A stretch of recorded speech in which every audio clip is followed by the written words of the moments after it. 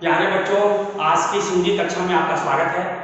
आज हम कक्षा 7वीं की पाठ्य पुस्तक बाल महाभारत के अंतर्गत पाठ 34 युधिष्ठिर की चिंता और कामना, पाठ 35 भूरी सभा, जयद्रथ और आचार्य द्रोण का अंत के सारांश को समझेंगे। इन दोनों पाठों को अच्छी तरह से समझेंगे। तो सबसे पहले हम पाठ 34 युधिष्ठिर की चिंता और कामना को समझते हैं। इससे पहले यानी पाठ 33 में हम जान चुके हैं कि अभिमन्यु की मृत्यु का कारण अर्जुन ने जयद्रथ को माना और जयद्रथ के वध की उसने प्रतिज्ञा ले ली। अर्जुन ने कहा कि सूर्यास्त तक मैं जयद्रथ का वध करूंगा, यदि मैं जयद्रथ का वध नहीं करता हूं तो मैं अग्नि स्नान करूंगा, चिता सजाऊंगा, उसमें जलकर भस्म हो जाऊंगा। तब अर्जुन अपनी प्रतिज्ञा के अनुसार अपनी प्रतिज्ञा को पूरी करने के लिए जयद्रथ की खोज में निकला। इधर दुर्योधन, कर्ण, अश्वत्थामा इत्यादि ने जयद्रथ को छिपा कर रखा था, जिससे जयद्रथ के पास अर्जुन न पहुंच सके। लेकिन अर्जुन जयद्रथ की खोज में निकला और जयद्रथ के पास पहुंच गया। जयद्रथ के पास अर्जुन को आते देख वहां जितने जो वीर थे, जिनमें भूरी सभा, दुर्योधन, कर्ण, दृश्य, शल्य, अश्वत्थामा तथा स्वयं जयद्रथ, इन सब ने अर्जुन पर आक्रमण कर दिया। इसके बाद अर्जुन ने सभी को धीरे धीरे परास्त करना शुरू कर दिया। दुर्योधन अर्जुन के सामने से भाग खड़ा हुआ, दूसरे भी अलग हो गए और जयद्रथ के साथ अर्जुन ने युद्ध जारी रखा। अर्जुन इस कोशिश में था कि जयद्रथ का वध कर दिया जाए, क्योंकि सूर्यास्त से पूर्व उसका वध करना आवश्यक था, नहीं तो अपनी प्रतिज्ञा के अनुसार उसे अग्नि स्नान करना ही था। इधर युधिष्ठिर ने देखा कि अर्जुन जयद्रथ के साथ युद्ध कर रहा है और युधिष्ठिर भी अन्य योद्धाओं के साथ युद्ध कर रहे थे। इस बार क्या हुआ था कि ये जो युद्ध है कई भागों में बट गया था। हर योद्धा अलग अलग योद्धा के साथ युद्ध कर रहे थे।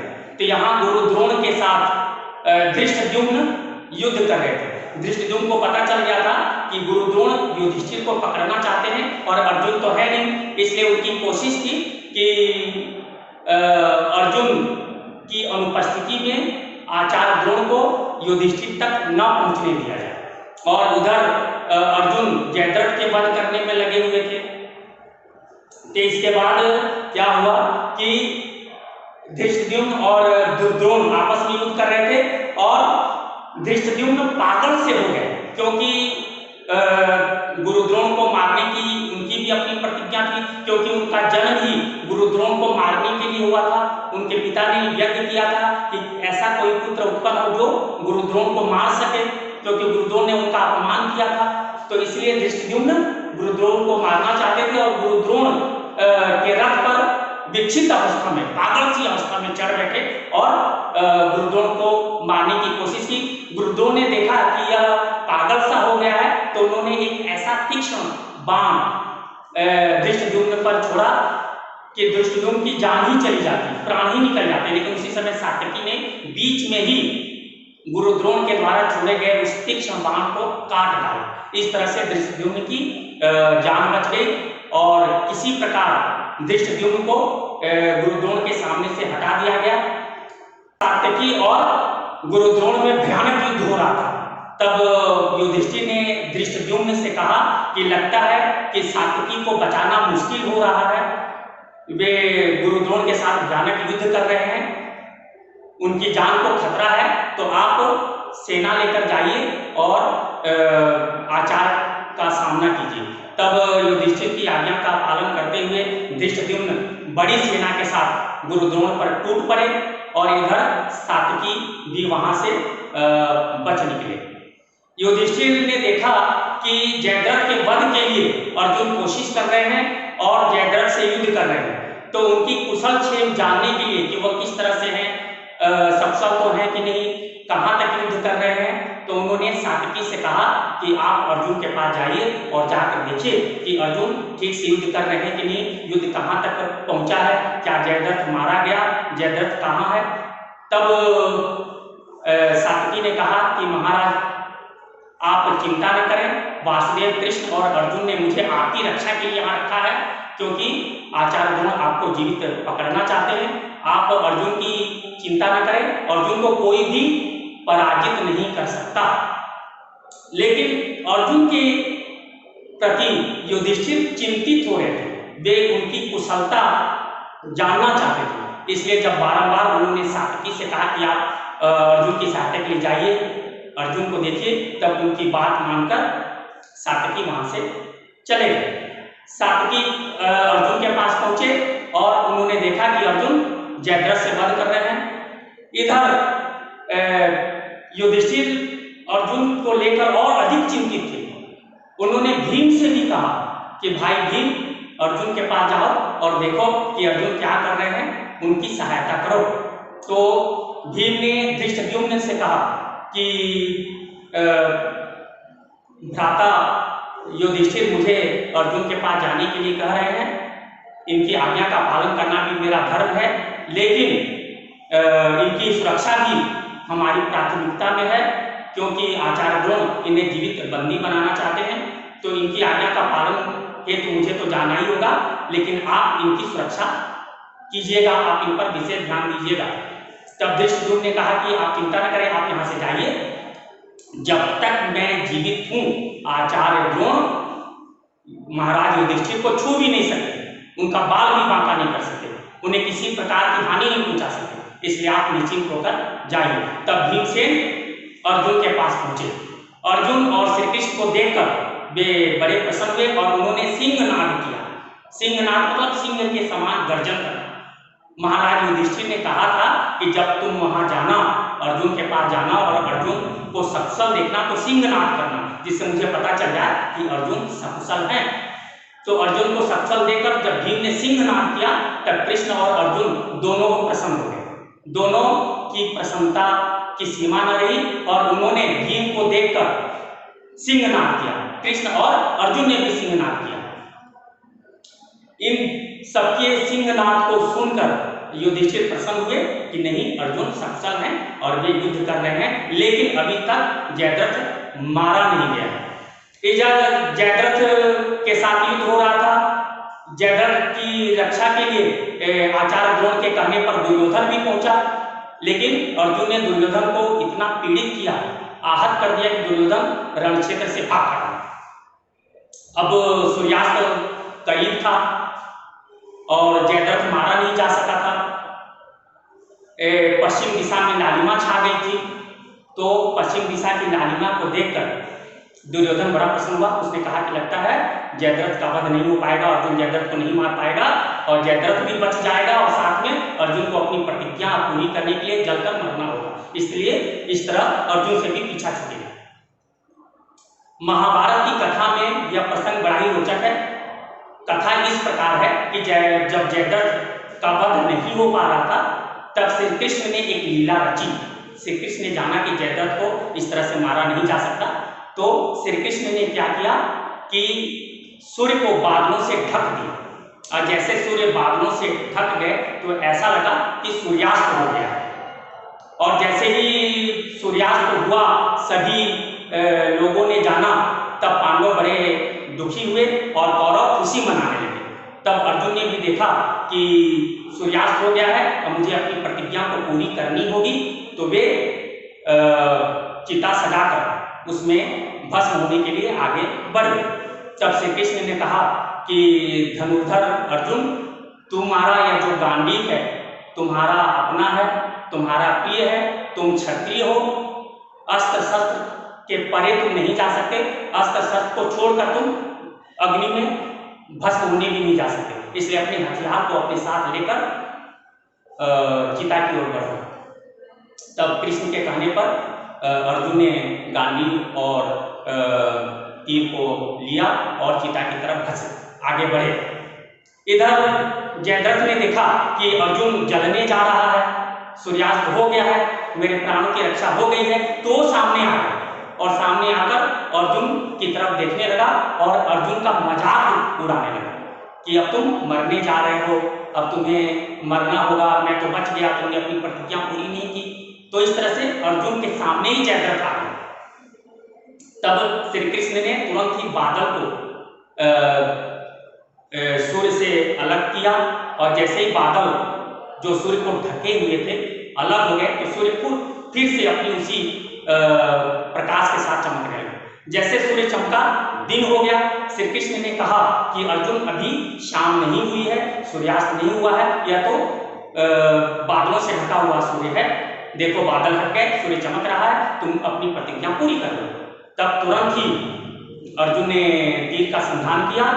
जयद्रथ वहां से भागना चाहता था लेकिन अर्जुन ने उसका सिर काट दिया। श्री कृष्ण ने पहले ही अर्जुन को बतला दिया था कि जब जयद्रथ का सिर कटे तो उसे भूमि पर नहीं गिराना है, धरती पर नहीं गिराना है, बल्कि उसे उसके पिता के पास भेज देना है। तो अर्जुन के छोड़े हुए तीर ने जयद्रथ के सिर को लिया और उनके बूढ़े पिता वृद्ध क्षत्र जो सिंधु राज्य के नरेश थे उनके पास ले गया। उस समय जयद्रथ के वृद्ध पिता संध्या वंदन कर रहे थे और वह सिर उनकी गोद में जाकर गिरा। जैसे उनका ध्यान भंग हुआ, उसने अपने पुत्र के सिर को देखा तो हड़बड़ा गए और उनका जो सिर है, जयद्रथ का सिर है, उनकी गोद से नीचे गिर गया। जैसे ही सिर नीचे गिरा, वृद्ध क्षत्र का सिर हजारों टुकड़ों में बट गया। यदि अर्जुन अपने उस तीर के द्वारा जयद्रथ के सिर को उसके पिता के पास नहीं भेजे होते तो वह सिर जैसे ही धरती पर गिरता तो सिर अर्जुन के कारण धरती पर गिरा, इसलिए अर्जुन के सिर के टुकड़े हो जाते, है ना। इसकी अपनी एक अलग कथा है। तो महाभारत में ऐसी कथा आती है, लेकिन हमारी पाठ्य पुस्तक में ऐसा है कि जैसे ही जयद्रथ सूर्य की तरफ देखने लगा कि अब सूर्य अस्त हो गए हैं, मेरे प्राण बच गए हैं, तब कृष्ण ने कहा कि जयद्रथ सूर्य की तरफ देख रहा है, उसका ध्यान दूसरी तरफ है, तुम इसका सिर काट सकते हो। तब अर्जुन ने तुरंत ही जयद्रथ का सिर काट दिया। तो इस तरह से जयद्रथ का वध हो गया। जैसे ही जयद्रथ का वध हुआ, कौरव बड़े उदास हो गए, दुखी हो गए, क्योंकि दुर्योधन का बहनोई था जयद्रथ और इधर पांडव बड़े प्रसन्न हुए और दूने उत्साह के साथ कौरव से लड़ने लगे। अभी तक क्या होता था कि सूर्यास्त होते ही युद्ध समाप्त हो जाता था, सूर्योदय के बाद युद्ध प्रारंभ होता था, सूर्यास्त होते ही युद्ध समाप्त हो जाता था। लेकिन आज का यह जो दिन था वह 14वां दिन था। इस 14वें दिन सूर्यास्त के बाद भी युद्ध होता रहा, कौरव पांडव आपस में युद्ध करते रहे। अब यहाँ क्या हुआ कि कर्ण भी युद्ध करने के लिए आया हुआ था। भीमसेन ने देखा कि कर्ण सामने है और कर्ण को देखकर भीमसेन को अत्यधिक क्रोध आया, क्योंकि कर्ण ने उसका कई बार अपमान किया था, द्रौपदी का अपमान किया था, इसलिए वह कर्ण के साथ युद्ध करने लगा। और कर्ण तो महारथी था ही, धनुर्धर था ही, उसने भीम के रथ काट डाले, उसके अस्त्र शस्त्र काट डाले और वह पूरी तरह से निशस्त्र हो गया। तो भीम अत्यधिक क्रोध में था और वह तुरंत ही कर्ण के रथ पर झपटा और कर्ण ने अपने ध्वज दंड के पीछे छिपकर, ध्वजा का जो डंडा था उसके पीछे छिपकर किसी प्रकार भीम की झपटी से अपने आप को बचाया। इसके बाद भीम कर्ण के रथ से नीचे कूदा और नीचे जो कुछ दिखा, रथ के चक्के, रथ के टूटे हुए चक्के, मरे हुए हाथी, मरे हुए घोड़े, उन सबको उठा कर वह कर्ण पर फेंकने लगा और कर्ण उन सबसे बचता रहा। अगर कर्ण चाहता तो उसी समय भीमसेन का वध कर देता, भीमसेन को मार सकता था, क्योंकि भीमसेन उसके सामने था और आसानी से भीमसेन को मार सकता था। भीमसेन निशस्त्र भी था, है ना। लेकिन कर्ण ने प्रतिज्ञा की थी कि वह केवल अर्जुन का वध करेगा, अर्जुन को छोड़कर और किसी भी पांडव को नहीं छुएगा, किसी भी पांडव का वध नहीं करेगा। उसने अपनी माता कुंती को भी वचन दिया था कि मैं केवल अर्जुन का वध करूंगा और बाकी चारों पांडवों को मैं जीवित छोड़ दूंगा और अर्जुन के मरने के बाद मैं खुद आपके पास आ जाऊंगा, आपके 5 पुत्र हो जाएंगे। यदि मैं मारा गया तो अर्जुन जीवित रहेगा, इस तरह आपके 5 पुत्र ही रहेंगे। क्या हुआ कि युद्ध तो चल ही रहा था, और जैसा मैंने आपको बताया कि जो युद्ध है अब सूर्यास्त के बाद भी चला, यानी अब रात में भी युद्ध हो रहा था। तो भूरिश्रवा जो वृद्ध थे और महावीर थे, वे सात्यकी के साथ लड़ रहे थे और उन्होंने सात्यकी को उठाकर जमीन पर दे पटका और वे उसका वध करने जा रहे थे। तो अर्जुन ने देखा कि सात्यकी का वध भूरिश्रवा करने जा रहे हैं और सात्यकी मृत सा जमीन पर पड़े हुए हैं, उठ भी नहीं पा रहे हैं। तो वे असमंजस में पड़ गए, क्योंकि नियम ऐसा है कि दो योद्धा आपस में लड़ रहे हों तो तीसरे को बीच में नहीं आना चाहिए, तीसरे को किसी का वध नहीं करना चाहिए। लेकिन यहाँ पे क्या है, भूरिश्रवा सात्यकी का वध करने जा रहे थे, हाथ में तलवार लिया हुआ था और सात्यकी को किसी भी समय मार सकते थे। तो अर्जुन ने श्री कृष्ण से कहा कि ये दोनों आपस में लड़ रहे हैं, मुझे बीच में नहीं पड़ना चाहिए, लेकिन मैं क्या करूं, यहाँ तो भूरिश्रवा सात्यकी को मारने जा रहे हैं। लेकिन अर्जुन कृष्ण ने भी कुछ नहीं कहा और वे युद्ध कर ही रहे थे। जब उन्होंने देखा कि सात्यकी का वध अब भूरिश्रवा कर ही देंगे, तब अर्जुन ने क्या किया कि भूरिश्रवा के दाहिने हाथ में तलवार थी, उन्होंने ऐसा तीर छोड़ा कि भूरिश्रवा का दाहिना हाथ कटकर गिर गया। भूरिश्रवा श्री कृष्ण की निंदा करने लगे कि तुम सबने अन्याय से मेरे हाथ को काटा है, तुम सबने अन्याय किया है। तब अर्जुन ने भूरिश्रवा से कहा कि सात्यकी निसहाय पड़ा हुआ है, निशस्त्र है, उठ भी नहीं सकता, अचेत है, और ऐसी अवस्था में आप उसका वध करने जा रहे हैं, यह अन्याय नहीं है क्या? क्या यह न्यायोचित है? फिर मेरा पुत्र अभिमन्यु छोटा सा बालक था, उसे घेर कर कई महारथियों ने मार डाला, उसमें आप भी थे, तो क्या यह अन्याय नहीं है? और इस समय आप न्याय की बात कर रहे हैं। तो अर्जुन की बात को सुनकर भूरिश्रवा समझ गए कि उन्होंने भी अन्याय किया, उन्होंने भी गलत कार्य किया, उन्होंने भी गलत युद्ध किया, इसलिए वे तुरंत वहां पे आमरण अनशन में बैठ गए। उन्होंने तीरों को जमीन पर बिछा दिया और वहां आमरण अनशन पर बैठ गए। उन्होंने अपने सिर को धरती पर टिका दिया। उसी समय सात्यकी उठ खड़े हुए। लोगों ने सात्यकी को मना करना चाहा, मना करते रहे, लेकिन सात्यकी नहीं माने और उन्होंने भूरिश्रवा का सिर धड़ से अलग कर दिया। तो सात्यकी द्वारा भूरिश्रवा को इस तरह मारते देख सबने सात्यकी की निंदा की। भूरिश्रवा का इस तरह से वध लोगों को अच्छा नहीं लगा, यह न्यायोचित नहीं था। लेकिन महाभारत के युद्ध में धर्म की स्थापना के लिए न्याय अन्याय की बात ही नहीं रह रही थी। दोनों पक्ष के लोग अन्याय कर रहे थे और सबकी यही इच्छा थी कि किसी प्रकार विजय प्राप्त हो।